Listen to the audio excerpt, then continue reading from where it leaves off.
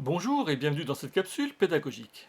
Nous allons parler de l'emprunt musical, voir ce qu'est l'emprunt musical, comment on emprunte et pourquoi on emprunte. Premier type d'emprunt, c'est emprunter à soi-même. Il arrive que certains compositeurs se citent eux-mêmes.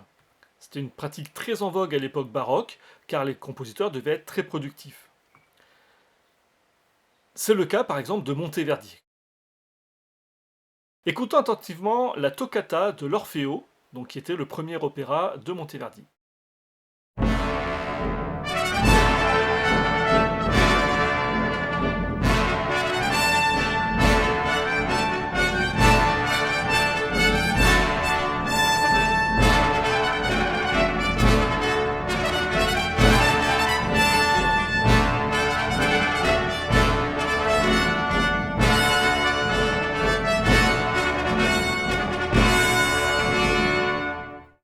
Donc la toccata, c'est une ouverture, hein.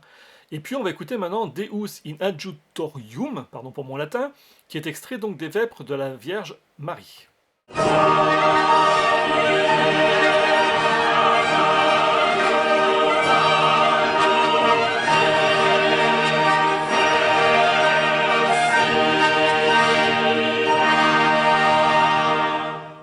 Donc tu as dû constater hein, que au niveau des cuivres, les trompettes en particulier, on avait exactement la même mélodie.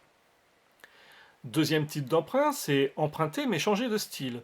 On va écouter attentivement et comparer les deux exemples suivants. On va commencer par un célèbre aria de Bach et on écoutera ensuite la chanson Everything's Gonna Be Alright du groupe Sweetbox. Commençons donc par Bach.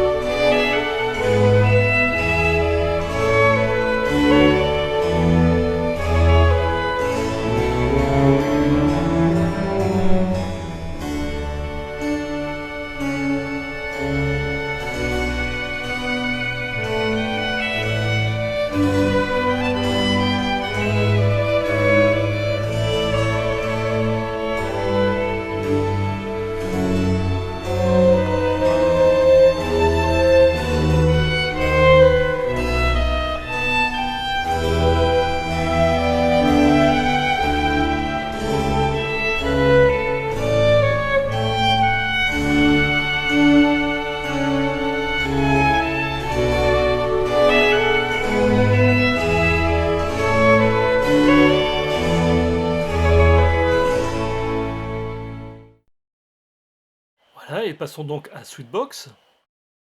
Everything's gonna be alright. Everything's gonna be alright. Whoever thought the sun would come crashing down?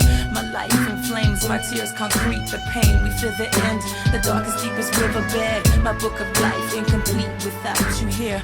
Alone I sit and reminisce. Sometimes I miss your touch, your kiss, your smile. And meanwhile, you know I never cried. Cause deep down inside, you know our love will never ever die. Everything's gonna be alright. Yeah. Everything's gonna be okay. No doubt. Everything's gonna be alright. Together we can take this one day at a time. Can you take my breath away? Yeah. Can you give him a life today? No doubt. Is everything gonna be okay? I'll be your strength. I'll be here when you wake up. Take your time and I'll be here when you wake up. Alors on va comparer les deux formations. Donc dans Bach, on a un orchestre baroque, c'est-à-dire des cordes et une basse continue. La basse continue est généralement constituée d'un clavecin et d'un violoncelle. Et chez Sweetbox, on a une voix de femme, des cordes, des bois, une basse et une boîte à rythme. Alors on va pas se mentir, hein, les cordes, les bois et la basse, ça doit être des synthétiseurs hein, dans ce genre de musique. Au niveau du tempo, chez Bach, c'est plutôt lent, donc adagio. Chez Sweetbox, c'est modéré, donc moderato. L'instrument jouant le thème, chez Bach, c'est le violon solo. Da, di, da, di, da, da, da, da. Dans la reprise de Sweetbox, eh bien, ce thème est joué au hautbois dans les couplets et repris par les cordes sur les refrains. On peut aussi emprunter pour rire. On va écouter attentivement la bagatelle en la mineur de Ludwig van Beethoven, que tu connais plus souvent sous le nom de Lettre à Élise.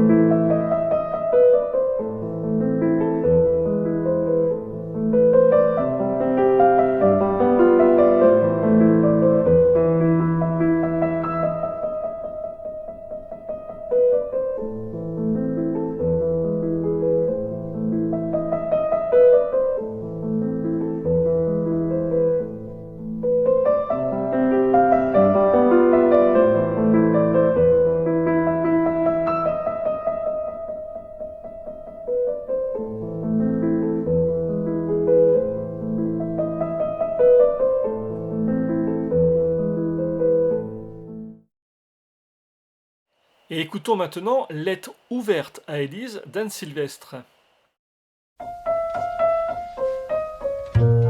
La la la, la la la. La la la, la la la la la la la la di la di la di la la. Ma voisine ne sait jouer que ça, gna gna gna, gna gna gna. Du matin au soir il n'y en a, la la la, la, que pour Élise, et supposons que je lui dise à ma façon, depuis le temps que tu entends ça, gna gna gna, gna gna gna, est-ce que ça ne te saoule pas, la la la, la la. Magnifique. Donc on rigole bien. Hein. Ensuite, on va emprunter dans l'art en général. Donc on va regarder un clip qui s'appelle 70 millions. Alors il faudrait le dire en anglais en fait, mais je ne vais pas me glisser sur ce terrain. Et puis c'est un groupe qui est assez international qui s'appelle Hold Your Horses qui fait ça. Et tu vas voir que dans le clip, ben, tu vas pouvoir reconnaître certainement certains tableaux que tu as déjà vus en art plastique. Regarde attentivement, c'est à la fois rigolo et donc c'est emprunté dans l'art plutôt visuel.